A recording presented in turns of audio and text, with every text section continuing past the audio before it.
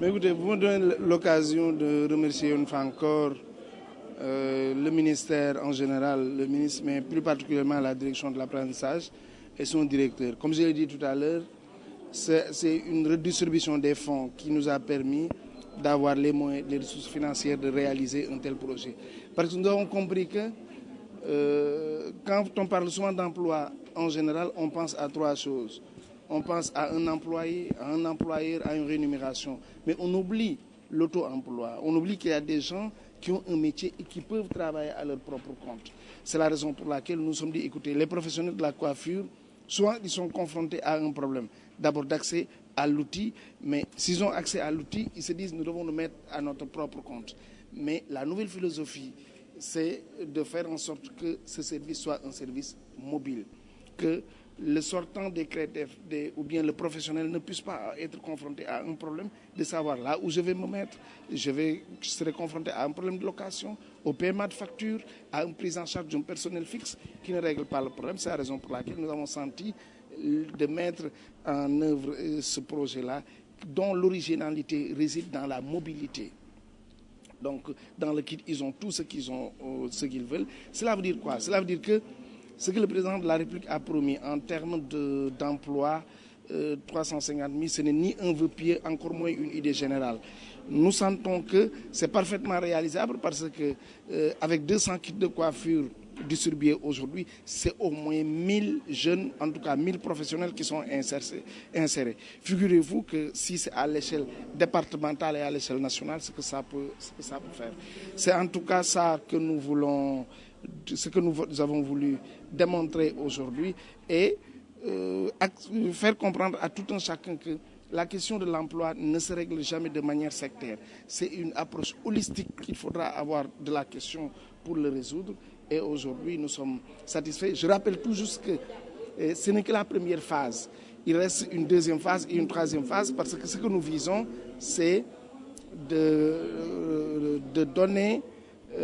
en tout cas de distribuer 500 kits de coiffure au moins dans les 3 mois qui suivent. Oui, le coût de cette activité d'aujourd'hui est estimé à une 50aine de millions, mais le programme global des 500 kits de coiffure, c'est 125 millions globalement. Oui, parce que vous avez vu que tout à l'heure, on est parti de Vélingara à Gossas en passant par Podor. Nous avons voulu montrer que la territorialisation des questions de développement mérite d'abord une approche que chacun puisse se retrouver dans ce qui se fait au niveau central et au niveau national. Le nombre de récipiendaires, ils sont au nombre de 200 au total. Mais si nous imaginons que chaque kit peut être utilisé par 4 ou 5 personnes, nous disons qu'aujourd'hui, notre objectif va atteindre au moins 1 millier de cibles pour ce matin.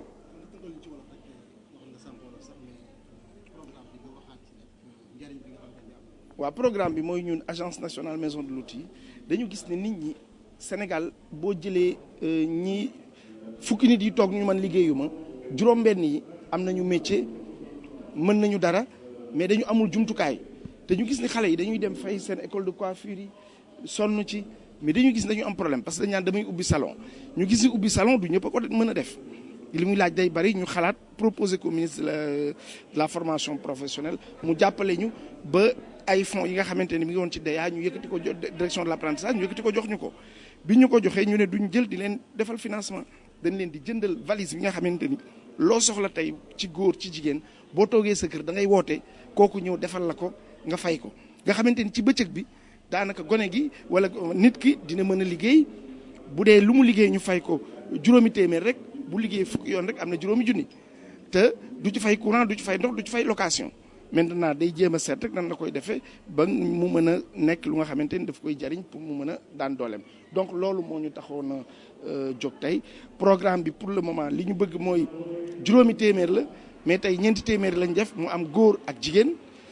buñ ci jógee dinañ def yeneen ñeenti téeméer defaat yeneen téeméer bu ñu pouvoir public yi jàppalee président de la République ministère de l'économie et des finances ak fondation yi fondation Sonatel fondation Servir le Sénégal yenn fondation yi bu ñu ci jàppee jàpp nañ ni bëgg nañu joxe lu mat au moins 5000 kits de coiffure mobile donc loolu moo doon objectif bi tey jox nañu ñaar téeméer mooy 200 mais dañu jàpp ni 200 yooyu du 200 yuy dem rek 200 la yi nga xamante ni dina laal lu mat junni nit nañ ci mën a gis seen bopp. donc